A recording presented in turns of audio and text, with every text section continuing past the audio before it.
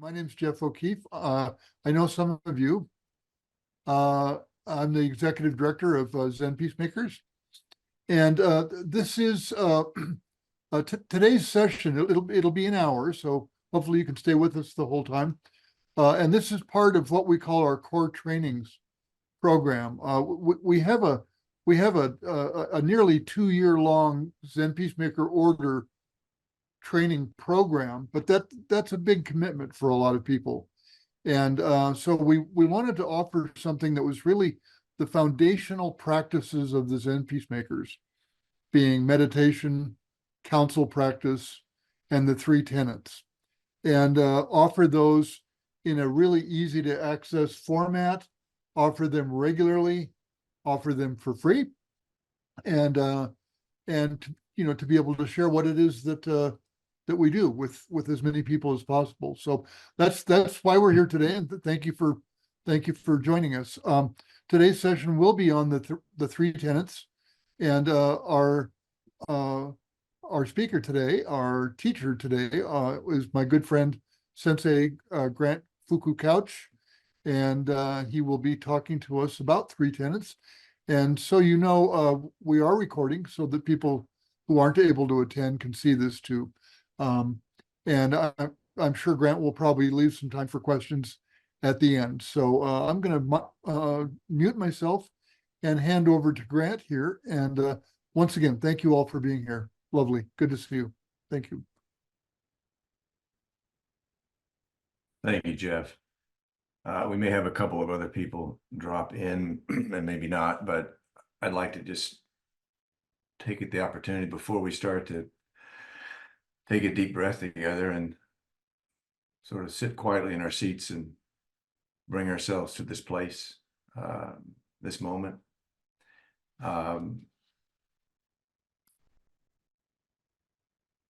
Yeah, thank you. So one of the things that I always liked, well, the many things I loved about Bernie, but one of the things that I appreciated was he'd start off many talks asking folks who were there if they brought any questions to the occasion. So I'd like to just, because that's an ingredient that we can incorporate in the talk as well. So no obligation, nothing necessary, just show up and listen is fine. But if any of you had a question that you were wanting to make sure got addressed, I'd be happy to write that down and make sure that I get to that before we get to a question and answer period.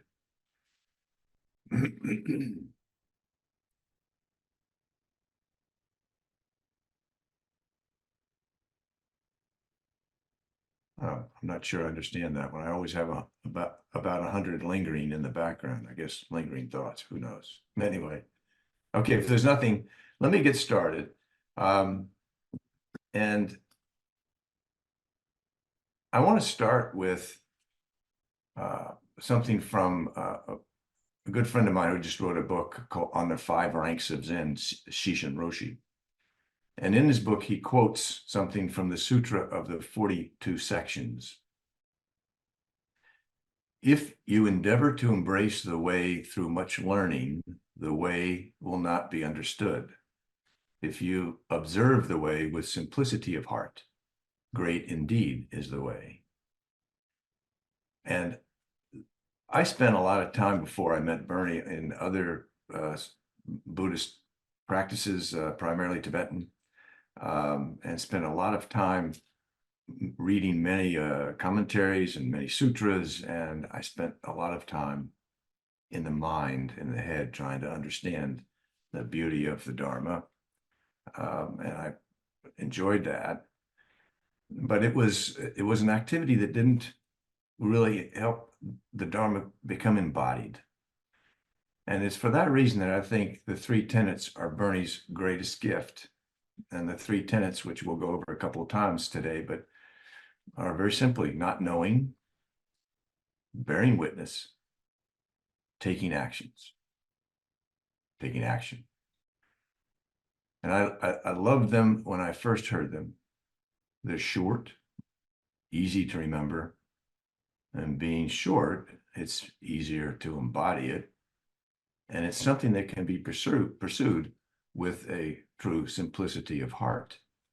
And I think for me, this is a key thing. It's what we can keep in our heart that helps us embody these teachings and helps us walk in a way of freedom and walk in a way of consideration for others and walk in a good way.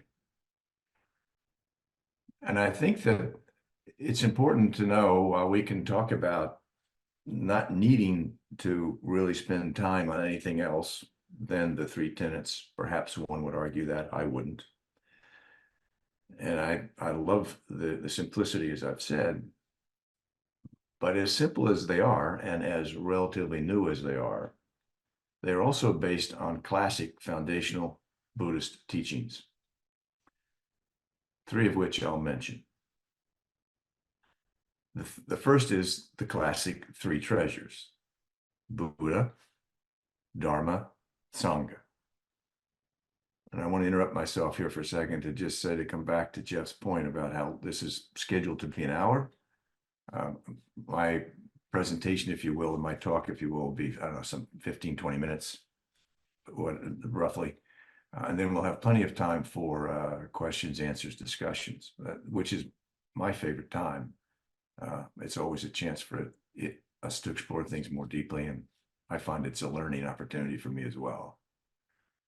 So back to the three treasures: Buddha, Dharma, Sangha. I imagine most of you know that. It can sometimes be said as be Buddha, be Dharma, be Sangha. So be Buddha is like be the enlightened one, be the one, emptiness, oneness, the awakened nature of all, not knowing. Be Dharma, be the world of forms, phenomena, manyness, diversity, the ocean of wisdom and compassion. Bear witness. Be Sangha, the harmony that exists between Buddha and Dharma, oneness and manyness, emptiness and form. This harmony is the fact that Buddha and Dharma are the same thing. They are distinct and the same simultaneously. Be harmony, the interdependence of all. Be loving action. The second classic teaching, a foundational teaching, also three, the three pure precepts. Cease from evil. Do good. Do good for others. Dogen called cease from evil the abiding place of the laws and rules of all Buddhas. It's the state of non-duality, of non-separation, the state of not knowing. The second pure precept, do good, Dogen says this is the Dharma of supreme enlightenment. This is the way of all beings. The sixth patriarch defined practice as the state of mind in which there is no separation between subject and object, no space between I and thou, you and me, up and down, right or wrong. Bernie calls such practice bearing witness. And do good for others. While the first and second pure precepts deal with ourselves, the third addresses others. Ceasing from evil emphasizes not increasing the amount of delusion in the world. Doing good emphasizes increasing the amount of clarity in the world. And doing good for others activates us in all those spheres that we don't see as being us, engaging all of existence, fully taking action. The last of the foundational teachings I want to mention is Sandokai. It's a core teaching of Soto Zen, described, translated as the identity of relative and absolute, written in the 8th century Common Era by a Dharma grandson of the 6th Patriarch of China. Sandokai. I suppose I should bring out the kanji for it. It's a beautiful calligraphy, but I don't have it right now. So the synonyms for san are dharma and form, or the relative. The synonyms for the word do are sameness or equality, Buddha and emptiness, the absolute. And kai is a difficult word to translate to express the unification of absolute and relative, such that their respective sense of sameness and difference is preserved, yet they are perceived as wholly interdependent. It is the same as the meaning of the word is, and form is emptiness, and emptiness is form. A synonym for kai is sangha. Sandokai is therefore the three treasures: Buddha, Dharma, and Sangha. Its practice is enlightenment. And when we say that kai means Sangha in the sense of harmony, we mean the harmonious relationship that exists between these two hands, relative and absolute, when they are clasped as not one, but not two. The harmony in question is nothing but the fact that Buddha, emptiness, the absolute, and Dharma, form and relative, interpenetrate freely without obstruction, action without separation. So back to the three tenets. Not knowing. Ah, thank you. Magic. Back to the three tenets. The not knowing, I think that's tricky here. One thing we frequently say is it's not about saying you don't know anything, because if you're a carpenter, you surely know how to use a hammer and a screwdriver and a saw. And if you're a chef, you know how to use a knife and a pot and a pan and a stove. That's not that not knowing. That's useful information as one walks through life. The not knowing here is letting go of fixed ideas about yourself and others and the universe. It's the elimination of a trace of separation. It's about being a Buddha. In that, at any given moment, at any given time, whatever's in front of you, whatever's behind you, whatever's around you, whatever you are witnessing, you can see it as it is, perceive it clearly as it is, without judging it as that perception comes into your body and your mind. What is really happening, without prejudging that I see this as an issue that needs my hammer or my knife, or I need to cook something a little hotter. What's happening without bringing a preconceived idea of what will be happening in front of you? And bearing witness. And bearing witness, we add to the joy and suffering of the world. Bearing witness of what is happening in front of you right now. It's about being the Dharma, being the separation, being the phenomena and diversity of all that's happening, and seeing it, again, without knowing, but because if you bring a knowing to seeing, then you're not really witnessing what's really happening. What is happening, and be with it. Be one with it. Really witness, bear witness to what is happening. And taking action, the third of the three tenets, I mean, we have to list them some way when we communicate, but it's very important to realize that these are not in any way meant to be described in a linear way. It's not about starting with not knowing, and then we bear witness, and then we take action. We bring a not knowing mind to the act of bearing witness. And from that, taking action will arise or not. we need to, let me say it differently. When we can be in a moment without knowing and bear witness to it, we can let what arises from the not knowing and bearing witness call us to some action or not. It's when Buddha and Dharma come together, and it's when we can integrate ourselves completely into oneness and be not separate and be of service. And I always like to speak of one of the, when I talk about the three tenets, I like to talk about Bernie's also an important offering of talking about everything's just an opinion. He used to describe the Four Noble Truths as really the Four Noble Opinions. Of course, these three tenets are just his opinion. Now I'm passing them on of how one might look at the Dharma. And it's a simple thing to remember that everything is just an opinion. But it's a beautiful way that Bernie had of incorporating the Buddha's teaching, if you will.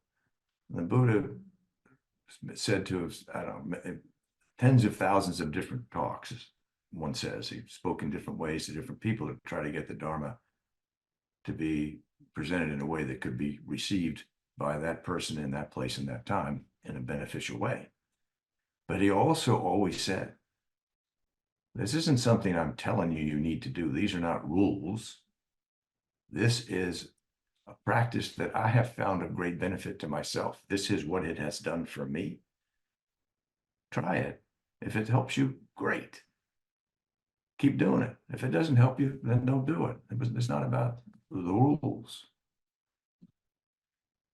I think too, and Jeff spoke of our ZPI's core practices, and the three tenets I think are very important for everyday life. I'll speak of that in a second. But one of the ways that we have found very helpful to learn to incorporate the three tenets in our moment-to-moment practice is by going on bearing witness retreats that take us, that plunge us into the unfamiliar, that might plunge us into spending several days and nights on the streets of a major city with no money and sleeping where you find yourself and finding the food you can find, to see what that's like, to bear witness to the Holocaust and go to Auschwitz and be there for some time to feel that, to step out of your familiar, to bear witness to the lives, an area, ground of Native American people, of the racism that exists in our country and elsewhere, of the slaughters and wars that have happened around. Because when we plunge into areas that are completely unfamiliar, it becomes disorienting, of course, but that's the point, because it allows us to lose many of our preconceptions, that we can have a chance to practice taking a deep breath. Where am I now? What's really happening? Oh, okay, let's see, and see what happens.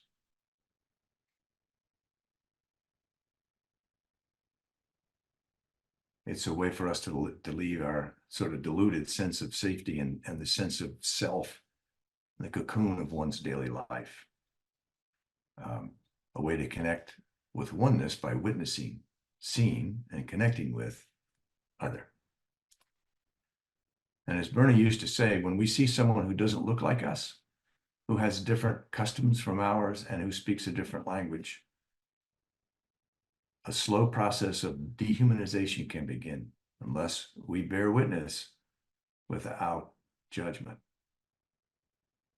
It's very important to appreciate life in all of its different manifestations, and its manynesses, its messiness.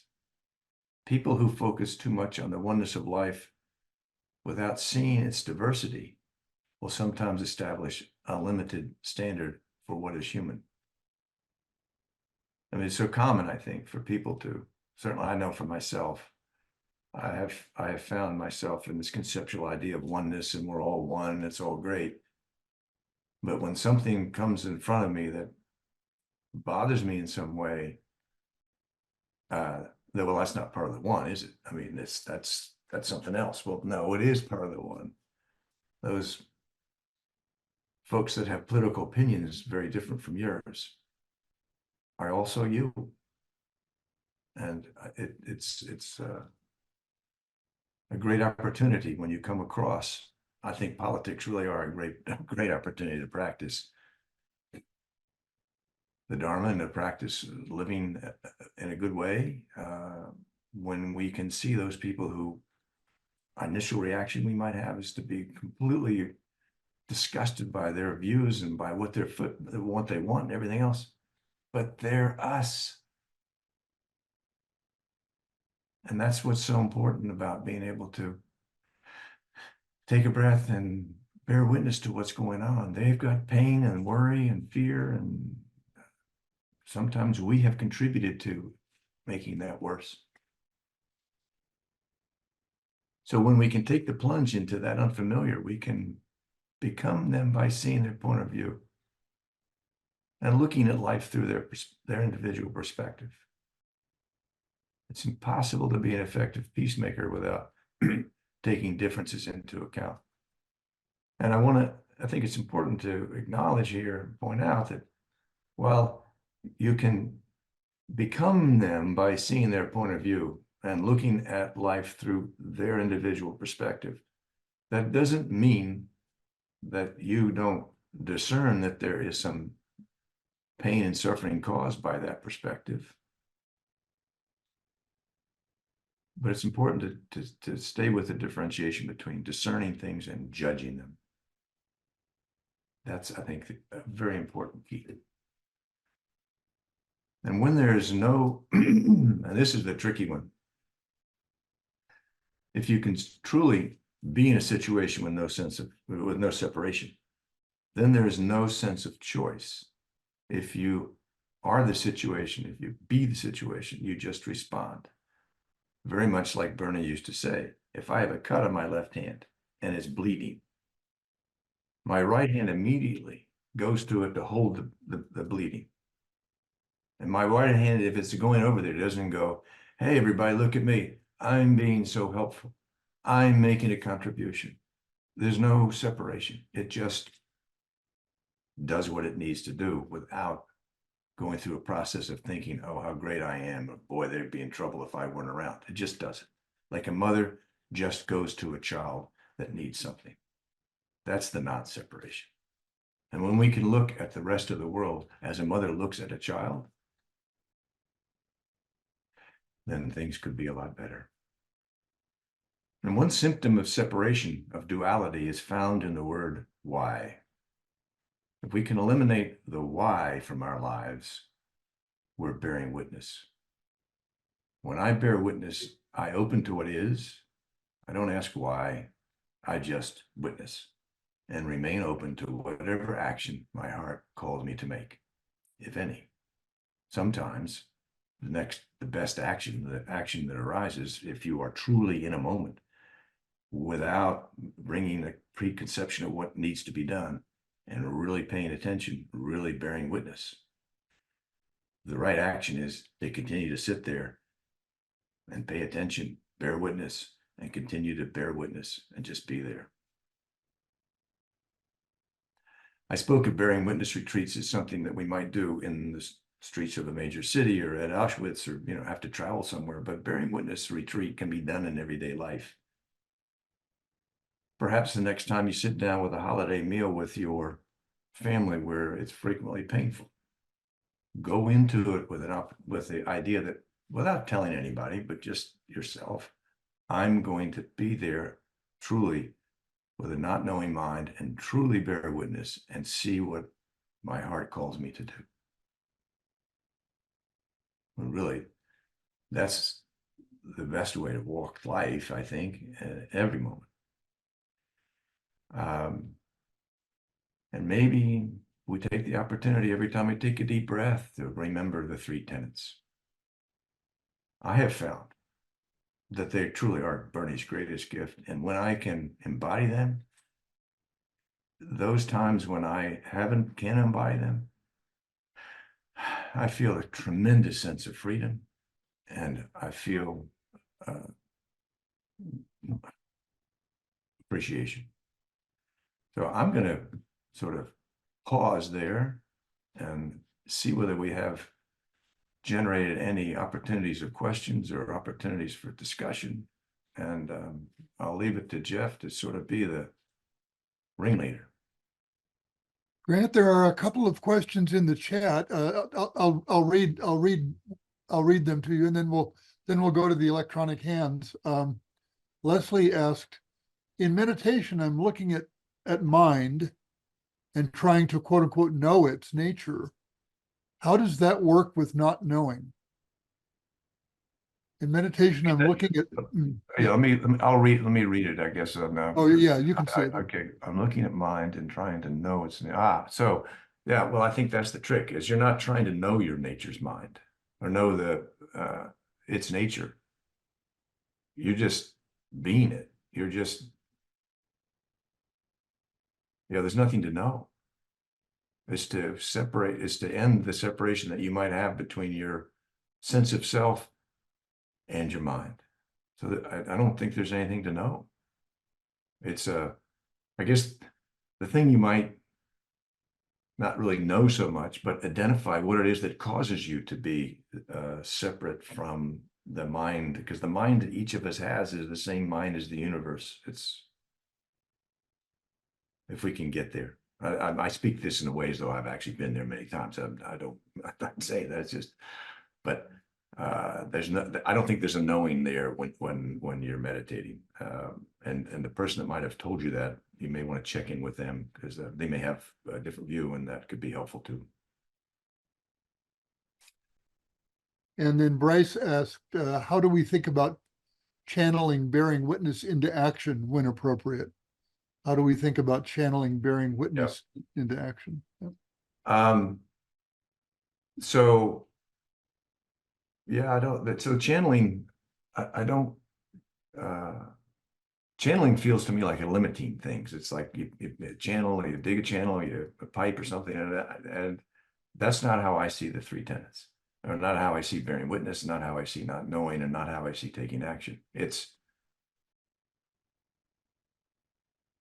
again, I spoke of how these are not, I mean, they're listed literally 1, 2, 3, because we have to list them somehow and put them down somehow, but they're not, that's not how they're supposed to be embodied, and not how they work best. It's you bear witness with a not knowing mind. You have a not knowing mind, and then you bear witness, and you take action. And one of the things that I want to point out, and it's happened to me, and I know it's happened to others as well, is you can be truly dedicated to bringing, with tears in your eyes and an open heart, not knowing, bearing witness of a situation, and your heart calls you to take an action.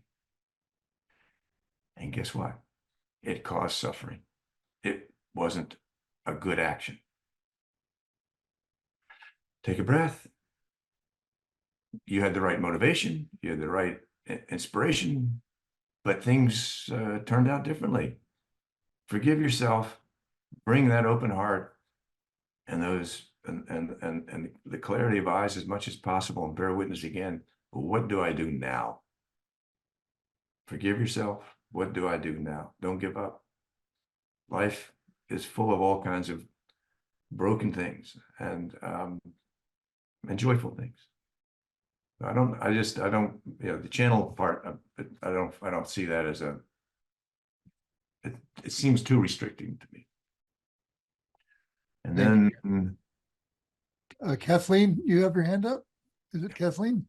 It is Kathleen, and I do have my hand up, and I'll lower it as I ask my question. I have about 400 questions, really, and I'm trying to like distill down which one I could articulate in a way that would be most answerable. So I don't know if maybe I should have done a lot more homework before I came today, but I feel as though your your instrumental suggestions about how to carry out the three tenets were very helpful and very tangible for me.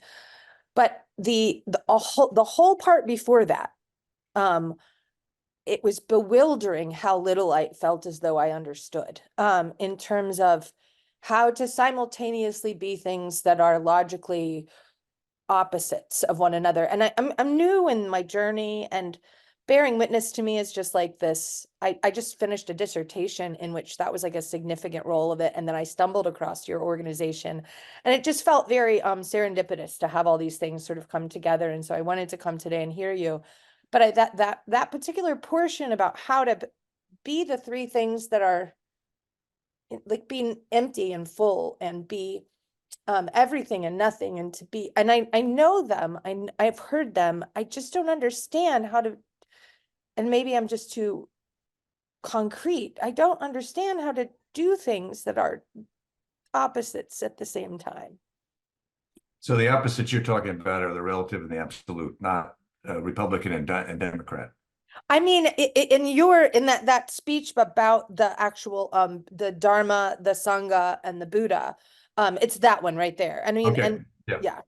So I'm glad you didn't do any more preparation when you came, because I love these kinds of questions. And I would say I had years of challenge before I was able to, in a sense, grasp this question of emptiness and form are the same thing, and that form represents emptiness and emptiness represents form. Years. But I had fun with it. And I'd get to a level, oh no, that's not working either, because it falls down here, it falls down there. But I will tell you that and right now as we're talking, I cannot describe it to you in a way in this situation that's gonna like light bulbs it off. But I would invite you and everybody to sit with this. It's a beautiful koan, if you will. I mean, to me, it's the ultimate koan. Really? Form is emptiness? Really? Emptiness is form? Really? But really? and that's why I spent some time at the beginning. I'm sure some of you came on. It's the three tenets. It's bearing witness. It's not knowing. It's taking action and stuff. Why is he going into the foundational stuff? Imagine that question came up. I like to go into the foundational stuff because I want everybody to know that this isn't just some made up new agey thing. It's got a deep foundation going back to the primary teachings of the Buddha and the early disciples. So it's got a rich history. Bernie put it into different words, but the practice is still a practice. So it's a great question, and it's the question, and I invite you to sit with it and enjoy the process, because as you peel back, it makes it easier. To the reference I made about the political side, I mean, the fear that both sides of our society feel about the political views of the other could be so much relaxed if we can really recognize, in fact, they are us. It doesn't seem that way in the relative sense. Very clearly, it can't be, right? But they are. Yep. Ansel, do you have your hand up? Yeah, thank you. Well, first, I just want to, thank you, Grant, for everything you said. It resonated with me. I'll introduce myself a little bit. I sit in a Zen center every morning here, and I'm from Seattle. And I found out about you guys through the abbot, and because he's been on a number of the Bearing Witness retreats, and it really resonates with me because, well, I really want to get involved in something that I feel makes a difference, but I don't want to be, I'm not attracted really to the reactionary politics of a lot of other organizations. So really, I am just doing my best in my own limited capacity to make somewhat of a difference in my community, but I'm kind of looking for guidance, I guess. Like right now, I'm trying to organize a food drive at the Zen Center, and I really want to go on some of the bearing witness retreats, but I'm also a student in college. So I'm just kind of, I don't know, looking at sitting with, kind of my own somewhat, disappointment of not being able to do more, but also wanting to do more and kind of just navigating that and wondering how you guys might be able to help. Well, the first thing I find myself wanting to say is relax. Mhm. The fact your heart calls you to do more is a beautiful thing. And bring the 3 tenets to the next moment. Take a breath. Oh, what can I do now? And so when I spoke earlier of how a carpenter knows how to use a saw and a hammer and a screwdriver, that's a good thing. When you are in a situation, one of the things that I find is very helpful when your heart's calling you to take action is your heart and needs to be aware of what it is skill sets you have. Who do you know? What do you know how to do? What kind of resources can you bring to bear? How much time do you really have? Can you be committed to staying with this for the duration, as opposed to, stirring up a flash in the pan and then not following through? Do I have that stay with power? Hold it lightly. Appreciate the fact you're called, and then hold it, just like 3 tenets. I'm telling you, they are the passage. They are the key to a happy path, or a happier path. I will just say that too, if you and for you and anyone else who wants to go on a bearing witness retreat, and some of them are relatively expensive. If you're going to go to Germany, it's going to be, or Poland, I should say. But speak with Jeff.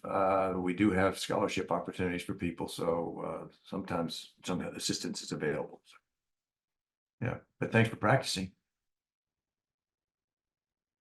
And Ansel, if I'm guessing right, say hello to Genjo Roshi for me. So, we have some time here, friends.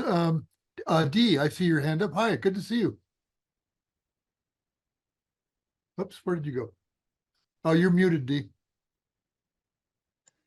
Good to see you too, Jeff. Thank you. I'm really excited about this because I'm very steeped in the Vipassana tradition, and I have sat with Jeff's morning group over a period of time, and I feel a little not resonant with Zen because it feels to me too intellectual.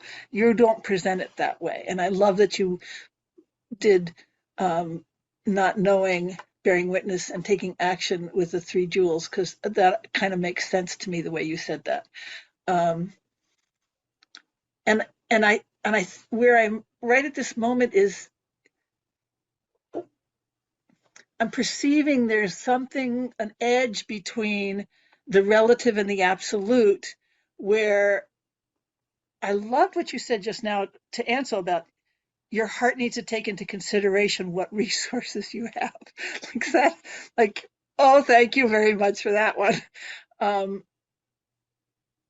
But there's an edge where, yes, I understand that Donald Trump, I mean, if he had the kindness in his life that I do, he wouldn't be that person. I mean, I totally, really heartful get that. And at the same time, it's wrong. I mean, in the relative sense, it's wrong. So I'm asking, is it about compassion? And then we take action out of compassion? Is that what you're talking I feel the questions asked, if I may say, in a judgmental way. about? Could be. And I think that sometimes people will use compassion as a way to be higher than. I have compassion for you losers with your stupid ideas. Am I right? Well, And partly, but partly not. Partly not. I really truly feel like I this get man. it. I suffering, get it. you know. I get it. I get it. I see it. I also see the suffering that the other side causes too. Yeah. I mean, in Oh, full that's the way to disclosure, put it. See the suffering that causes. That's right. Okay, go ahead. I'm sorry. I'm in in fullness of disclosure. I'm a lifelong independent. I've lifelong independent. Ah, Um, which perhaps makes, I mean, I was born into a household that was political, but I never, anyway, but I've had the benefit of a practice that has taken me throughout the Capitol lobbying for years and have had a chance to walk into all offices and to see what their life is like and how many people are always asking them for things. They're always asking for money because they got to get reelected.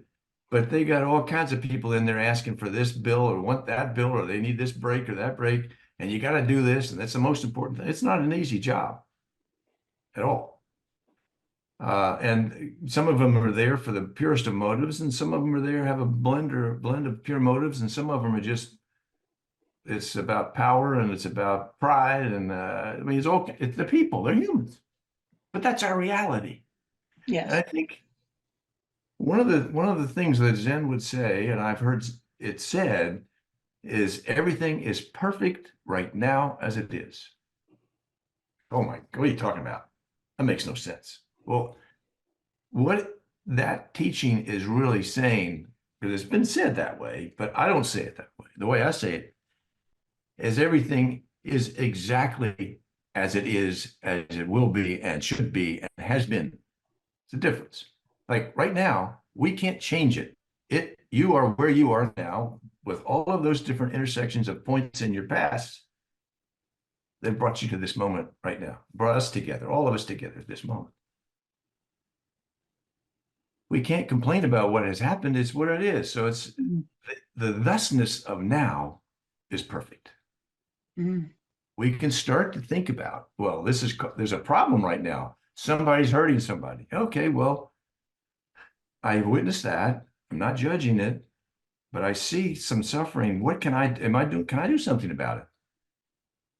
And that's what's perfect, is the fact that we now can see and observe and witness what's happening without knowing what we think should be happening or what we thought was happening, and can act with a pure heart to help with that.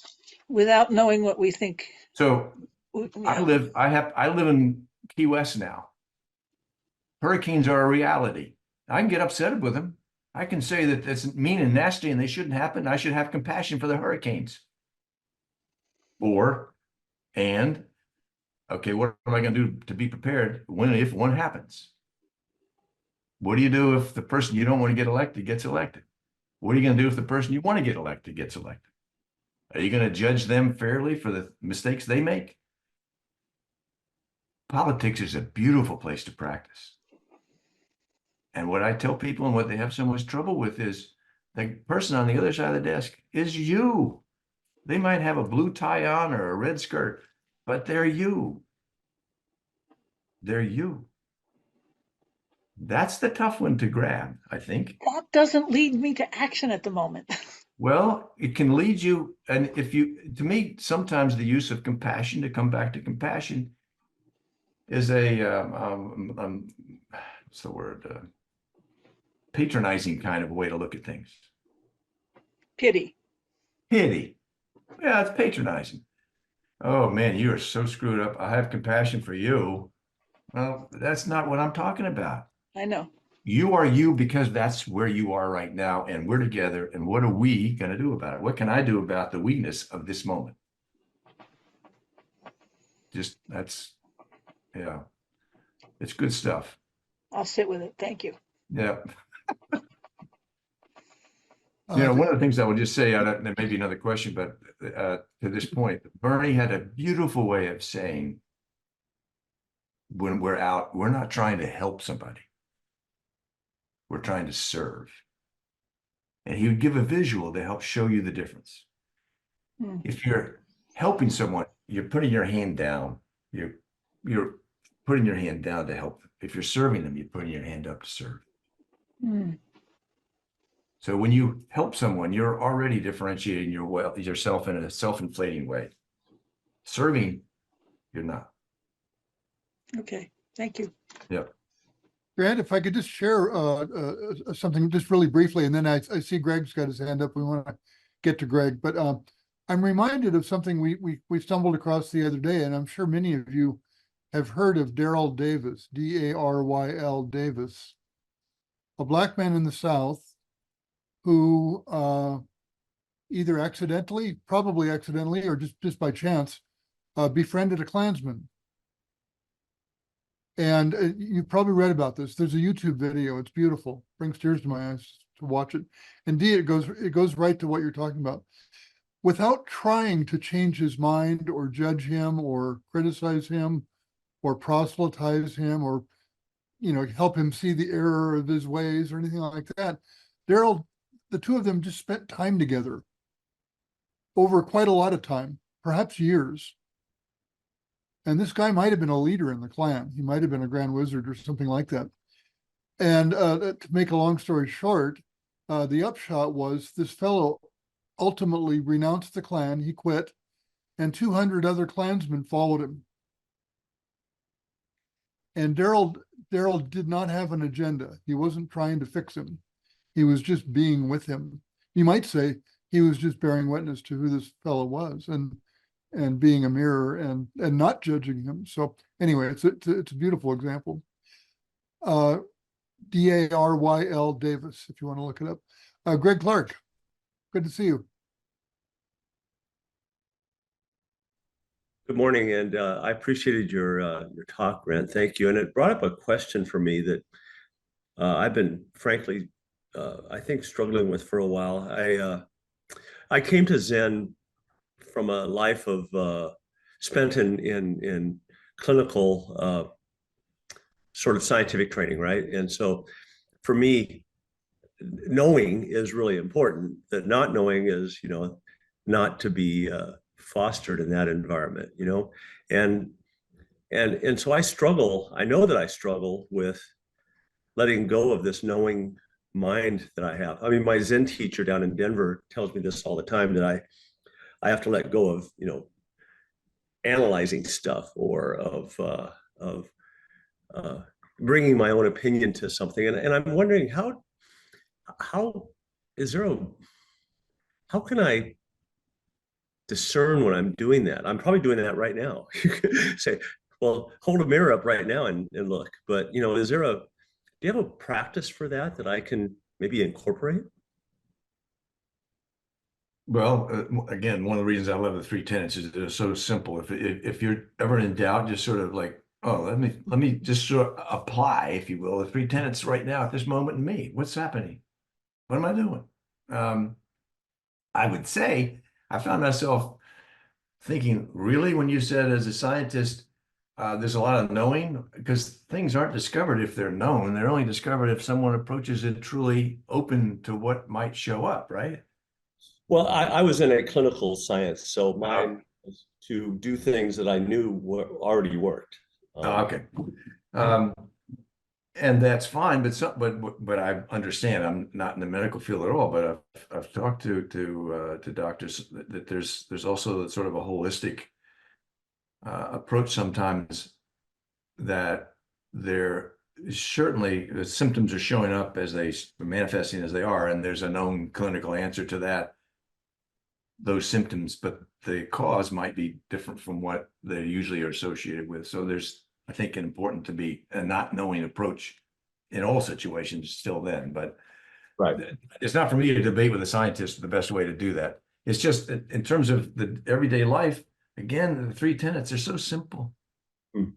And I think one of the things that many of us might have been taught when we were young was take a breath, count to 10, which is just basically saying as cool as all the thoughts that are going on. But if we can just take a breath and like witness ourselves, what am I doing? Am I sure of what I think is going on? And I find it's perfectly fine to analyze things. Hell, it's tax season right now. You got to analyze what, got to put it all together.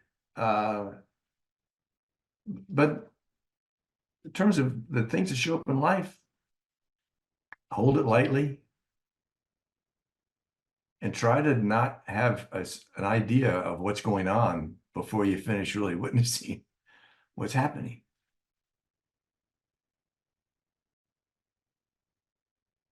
Thanks, Craig. Thanks, Grant. We have a couple more minutes if someone else has a question. This has been really good. Thank you all for those of you who engaged this way. I always have questions. So, but I don't want to take up time if other people do. Far away. Nature Okay. nature loves the void. So I have, for a living for 25 years now, I study inequalities, right? Like race, gender, class, LGBTQIA issues, things like that. And, I found myself really compelled by the idea of, I ran across this group in a book that was about enchantment. It was called Enchantment. And she talks about how she goes to a Zen peacemakers bearing witness retreat in this book. And I'm sure it's like childhood trauma or something, but of course, my compulsion in so many settings is to like, hey, I know why this is happening and I know how to fix it. Like that's like my first inclination. And that serves me really well as a scholar. It serves me really well as a teacher. But I'm finding that it keeps me in a constant state of frenzy. Like I'm a terrible listener. You tell me a problem, I'm gonna figure out how to fix it for you, right? And like this is not always a welcome approach. And like I said, I'm just like a ball of cortisol. That's all. Like there's like 1,000 bees buzzing inside the skin suit, and that's all there is. And so I'm wondering, like, how does one, if you had to articulate it for a very simple-minded person, how does one, sorry, one of my cats is having some issues, so she's singing in the background. How does one take the first steps towards bearing witness? Because like if I went to the civil rights retreat, for instance, I mean, it would just be like everything I ever knew would be like blah, blah, blah, blah, blah. And I don't know how to even slow down enough to just look. Oh, slow down. And so when taking these plunges in places that are so different that take us outside of our own little cell, CELL of security that we're in, right? I think it's a prison that makes us stuck. Can explode your heart. That's happened to me on bearing witness retreats. I mean, didn't enlarge it. It blew it apart. And I remember after my first bearing witness retreat at Auschwitz, I'm getting teary-eyed thinking about it. For weeks, I walked through the world feeling in this most vulnerable state. I didn't know anything. I just was like that, and it was wonderful. I've spent a lot of time as a white guy trying to understand my sense of privilege, and it's many layers of the onion to peel.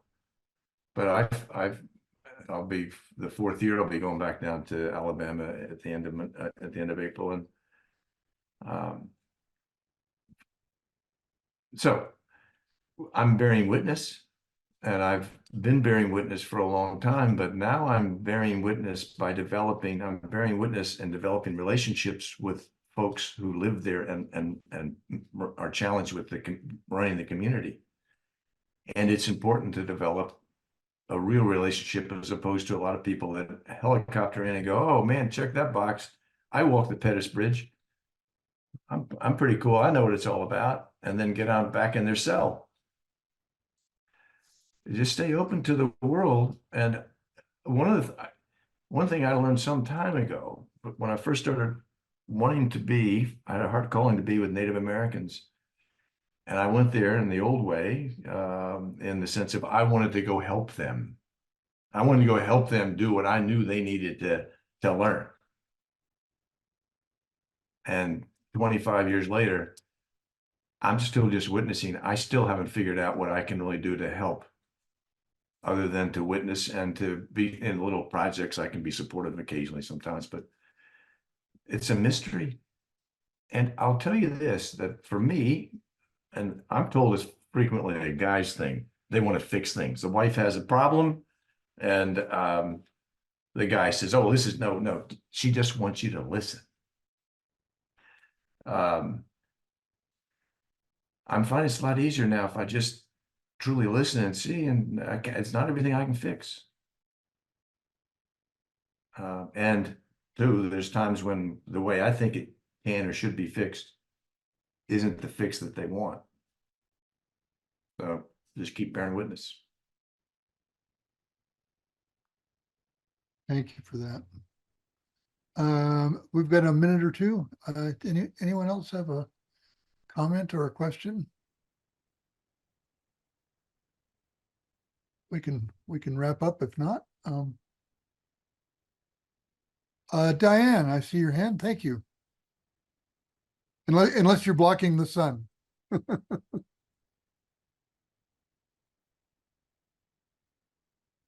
You'll need to unmute, Diane. Yeah.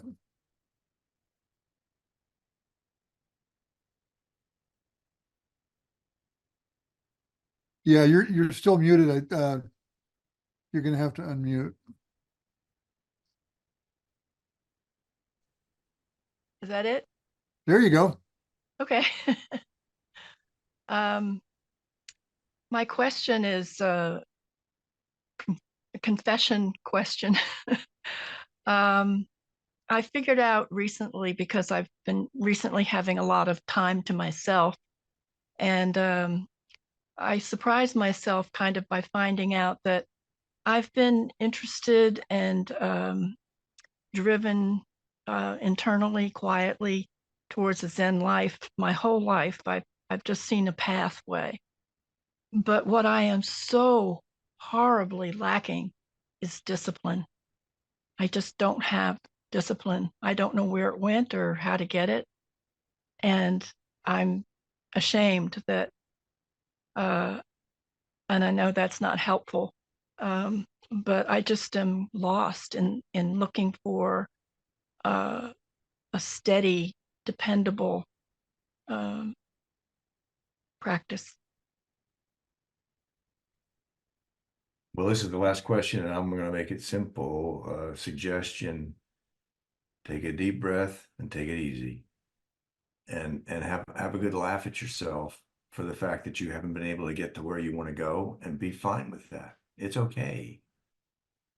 And just decide that you're going to start getting in the habit of, in the morning or in the evening or something, you're going to sit for 5 minutes, 10 minutes. Just, that's when I'm going to sit. Before breakfast, after, whatever. Just, if you can just get that, what I have found, and this, when I first started, I had the same problem, but you can just get that habit to sit. Again, if it's only 5 minutes, 10 minutes, whatever, just sit and get in that habit, and then maybe it feels good to extend it. But if you end up getting sloppy and you don't, then just hold it lightly, have a chuckle with yourself. Do I really want to do this? Ask yourself, do I really want to do this? Yeah, okay, I guess I do. I guess I should try again tomorrow. Then try again tomorrow. It's okay. You know, it's and you're right, guilt or ashamed, it serves no purpose, right? Absolutely. Yeah, just but hold it lightly. It's you know, and I've suffered from it too, where you try to do something too hard, and it's no fun. So hold it lightly, have some fun with it, sit down, take a breath, sit with the 3 tenets. Can I, or, you know, do something easy, like, can I love the leader of the political party I hate? Can I just accept them as me? You know, just something like whatever. It's okay.